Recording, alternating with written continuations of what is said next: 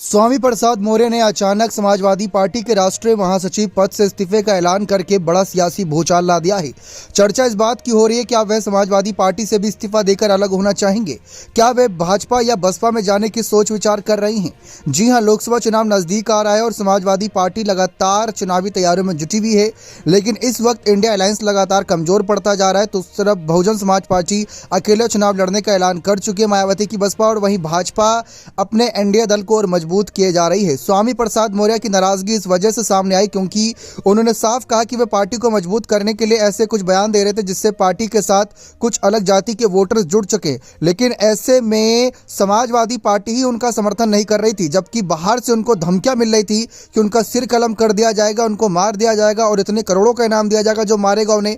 तो इन सब धमकियों से वे डरे तो नहीं, लेकिन हाँ, उन्होंने उसके बावजूद उन्होंने कहा कि जब धमकियां मिल रही थी सपा ने भी मेरा समर्थन नहीं किया। यहां तक कि कई महासचिव मेरे खिलाफ बयान दे रहे थे, वह कह रहे थे कि इनके निजी बयान है।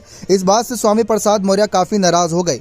अब चर्चा इस बात की है कि स्वामी प्रसाद मौर्य क्या सपा से भी अलग होने का फैसला लेंगे, क्योंकि जब समाजवादी पार्टी के राष्ट्रीय महासचिव पद से इस्तीफा दे दिया तो उसके आगे क्या ही वे जिम्मेदारी अदा करेंगे। फिलहाल अगर देखें कि वे भाजपा या बसपा में जाने की अगर सोच रहे हैं तो भाजपा में जाएंगे तो वहां पर उनकी बेटी संघमित्रा मौर्य है, जिसके चलते वहां पर उन्हें एक बार फिर से कुछ बड़ी जिम्मेदारियां मिल सकती हैं। जैसे कहीं ना कहीं योगी कैबिनेट में जगह मिल सकती है, लोकसभा चुनाव में उनको आगे करने का कहीं ना कहीं फैसला भाजपा ले सकती है, उनकी बेटी को भी जिम्मेदारी दे सकती है।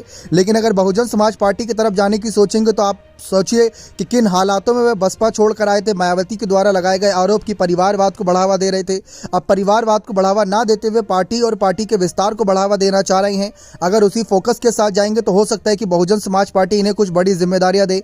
बीएसपी में यह प्रदेश अध्यक्ष तक की भूमिका अदा कर चुके हैं। वहां जाते हैं तो मायावती ज़्यादा मान सम्मान देती नजर आएंगी। और मायावती को लेकर अभी हाल फिलहाल में देखा जाए तो उनके काफ़ी नरम तेवर भी देखने को मिले।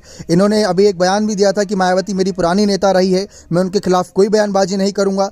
भाजपा में जाने की रही बात, तो जिन बयानों को उन्होंने दिया है उसके बाद अगर वह भाजपा में जाने की सोचते हैं तो शायद भाजपा भी उन्हें जल्दी स्वीकार ना करे। लेकिन राजनीति है, कभी भी उलटफेर हो सकता है। लेकिन यह बात तो तय है कि समाजवादी पार्टी में अब अनबन शुरू हो चुकी है और स्वामी प्रसाद मौर्य काफी नाराज नजर आए। उनके अपने ही नेताओं से अखिलेश के प्रति उनकी कोई नाराजगी नहीं।